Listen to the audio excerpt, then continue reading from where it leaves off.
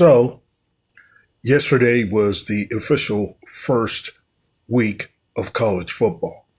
And there was two major upsets that happened yesterday in college football. One, number 8 Alabama got beat by an unranked Florida State team, 31-17. Caleb DeBoer, the coach of the Alabama Crimson Tide, has some big shoes to fill when it comes to one Nick Saban. And even I went on here yesterday or on my TikTok feed to tell you guys that I think Florida State could possibly pull the upset. And they did just that because the quarterback of the Florida State Seminoles sat up there and said that Nick Saban couldn't save him. And he was right because that was the most lethargic, most pedestrian offense I've ever seen out of an Alabama team in all the years I've been watching football. And I don't ever think I've ever seen Nick Saban's offense ever look lethargic. But we have to come to realize that now that these power conferences have merged together and these kids can go to transfer portals and get paid tons of money, that this is what you're going to get from now on from college football.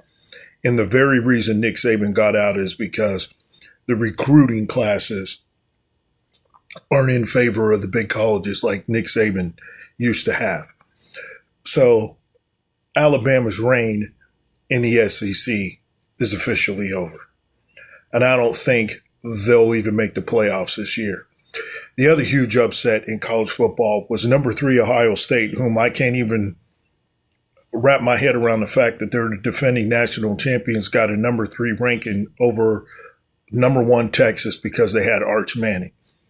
Yet Steve Sarkisian called the worst offense I've ever seen in the first game of the season and hyped up this matchup as if Arch Manning was the second coming of Vince Young that took Texas to the national championship and beat big bad USC in the national championship.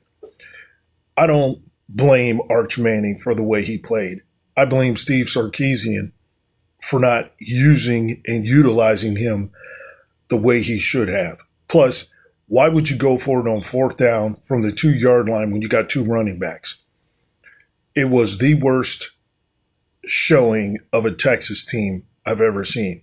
And Steve Sarkisian, you better have your head on a swivel because that was absolutely atrocious. You ought to be ashamed.